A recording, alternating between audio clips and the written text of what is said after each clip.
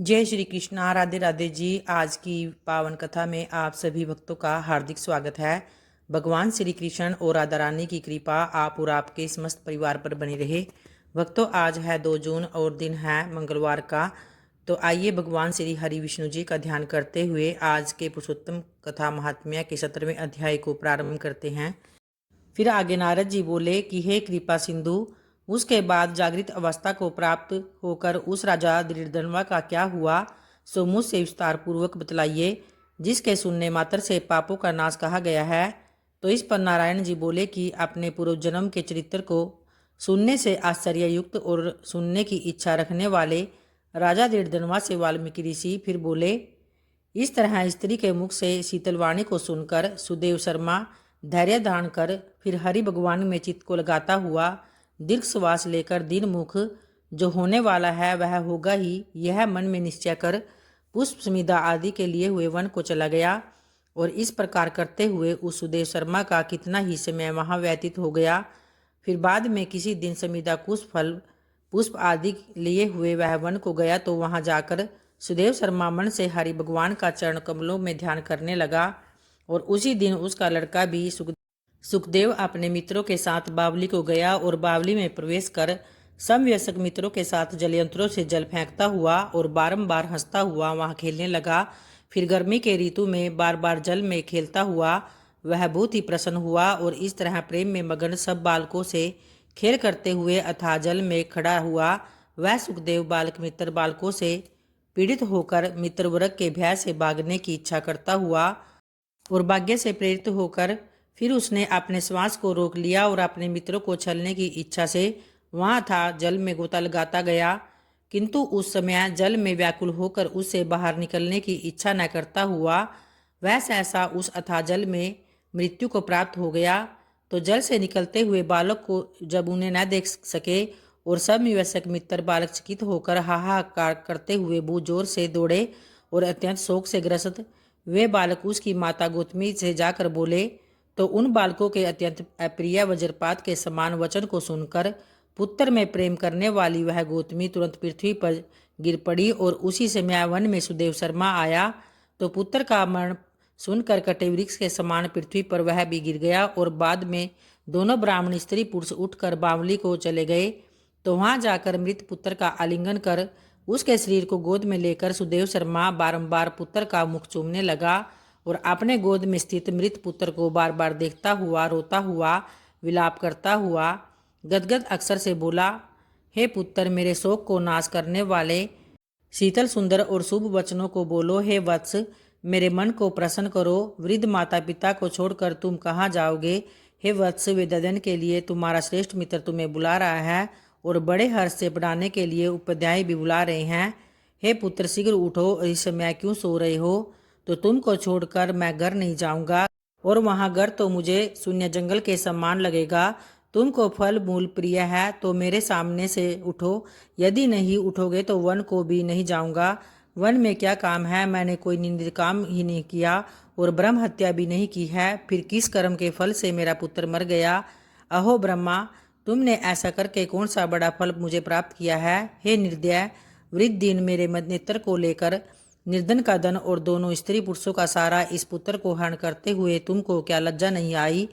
क्यों नहीं होती? और सर्वथा तुम दयालु हो, परंतु मेरे विषय में निर्दय हो गए। इस समय मैं कहाँ जाऊंगा, क्या करूंगा? हे पुत्र, तुम्हारे मुख और सुंदर नेत्र को कहाँ देखूंगा? जिस प्रकार मेघ जल को बरसाता है, पृथ्वी धान्य को पैदा करती है, पर्वत रत्नों को और समुद्र मुक्ता सारमणि को, परंतु उस देश को मैं नहीं देखता हूँ जहाँ मरा हुआ पुत्र मिलता है, जिसके शरीर का आलिंगन कर हृदय के ताप को छोड़ता है। हे वत्स, तुम एक बार शीघ्र वचन सुनाओ और दया करो। तुम्हारी माता लज्जा छोड़कर चील के समान अत्यंत विलाप करती है। हे पुत्र, उसको देखकर तुमको क्या दया नहीं आती? फिर माता पिता की आज्ञा बिना तुम कभी भी नहीं गए। हे पुत्र, हम दोनों से बिना पूछे ही दूर के मार्ग को क्यों चले गए?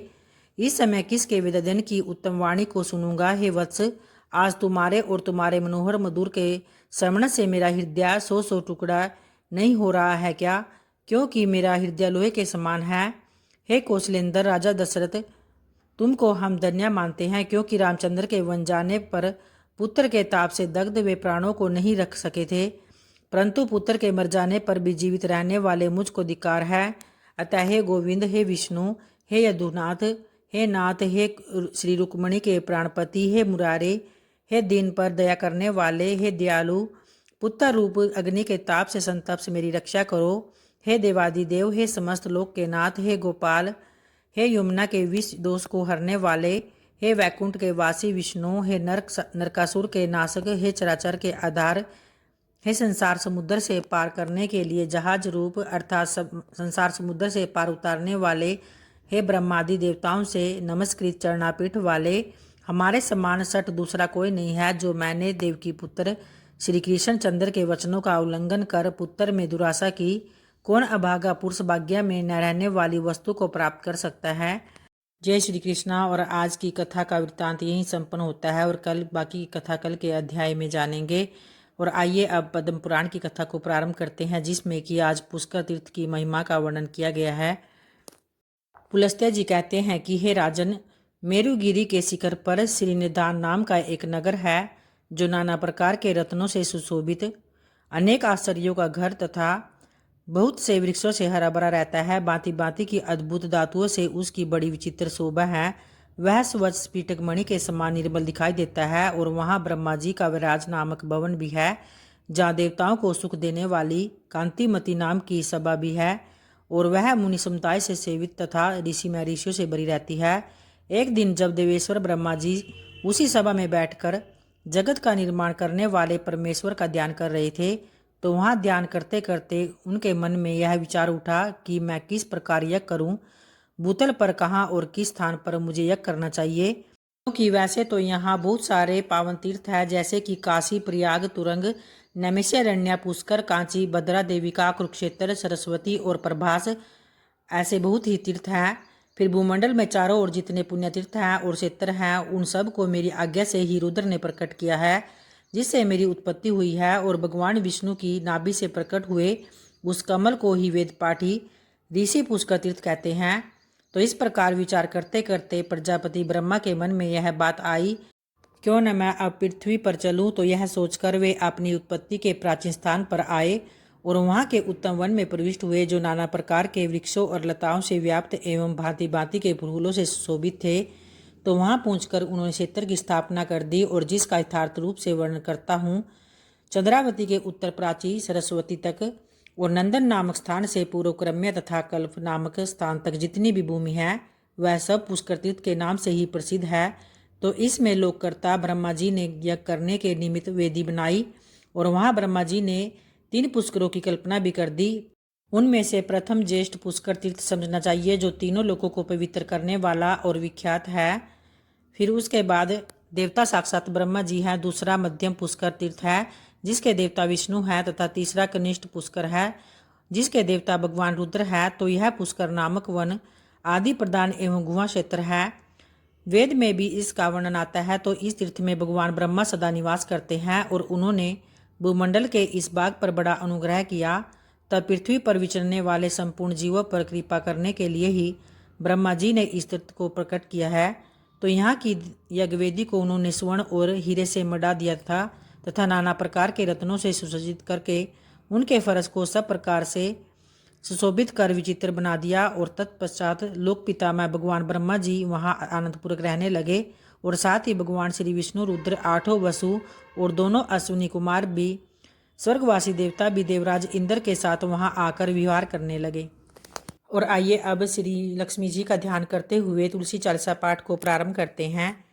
श्री तुलसी महारानी करु विनय सिर नाय, जो मम हो संकट विकट दीजे मात नसाय। नमो नमो तुलसी महारानी, महिमा अमित न जाए बखानी। दियो विष्णु तुमको सन्माना, जग में छायो सुयस महाना। विष्णु प्रिया जय जयति भवानी, तिहु लोक की हो सुख खानी। भगवत पूजा कर जो कोई, बिना तुम्हारे सफल न होई। जिन घर तव नहीं होए निवासा, उस पर कर ही विष्णु नहीं बासा।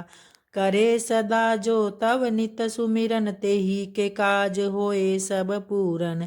कार्तिक मास महात्म तुम्हारा, ताको जानत सब संसारा। तव पूजन जो करे कुंवारी, पावे सुंदर वर सुकुमारी। कर जो पूजन नृपति नारी, सुख संपत्ति से होए सुखारी। वृद्धा नारी करे जो पूजन, मिले भक्ति होवे पुलकित मन। श्रद्धा से पूजे जो कोई भी, भव निधि से तर जावे सोई। कथा भागवत यज्ञ करावे, तुम बिन नहीं सफलता पावे। छायो तप प्रताप जग बारी, ध्यावत तुम ही सकल चितधारी। तुम्ही मात यंत्रन तंत्रन में, सकल काज सिद्धि होए क्षण में। औषधि रूप आप हो माता, सब जग में तव यश विख्याता। देव ऋषि मुनियो तपदारी, करत सदाच तव जय जयकारी। वेद पुराण तव यश गाया, महिमा अगम पार नहीं पाया। नमो नमो जय जय सुख कारणी, नमो नमो जय दुख निवारणी। नमो नमो सुख संपत्ति देनी, नमो नमो अग काटन छेनी। नमो नमो भक्तन दुख हरनी, नमो नमो दुष्टन मद छेनी। नमो नमो भव पार उतारनी, नमो नमो परलोक सुधारनी। नमो नमो निज भक्त उबारनी, नमो नमो जन काज संवारनी। नमो नमो जय गुमति नसावनी, नमो नमो जय सुख उपजावनी। जयति जयति जय तुलसी माई, ध्याऊ तुमको शीस नवाई। निज जन जानी मोहि अपनाओ, बिगड़े कारज आप बनाओ। करू विनय मैं मात तुम्हारी, पूर्ण आशा करू हमारी। शरण का चरण कर जोरी मनाऊं, निस दिन तेरे ही मैं गुण गाऊं। करू मात यह अब मोह पर दया, निर्मल होए सकल मम काया। मांगू मात यह वर अब दीजे, सकल मनोरथ पूर्ण कीजे। जनु नहीं कुछ नेम अचारा, क्षमु मात अपराध हमारा। 12 मास करे जो पूजा, तासम जग में और न दूजा। प्रथम ही गंगा जल मंगवावे, फिर तुम सुंदर स्नान करावे। चंदन अक्षत पुष्प चढ़ावे, धूप दीप नैवेद्य लगावे। करे आचमन गंगा जल से, ध्यान करे हृदय निर्मल से। पाठ करे फिर चालीसा की, स्तुति करे मात तुलसा की। यह विधि पूजा करे हमेशा, ताके तन नहीं रहे कलेसा। करे मास कार्तिक का साधन, सोवे नित पवित्र सिद्ध हुई जाई। है यह कथा महा सुखदाई, पढ़े सुने सो भव तर जाई।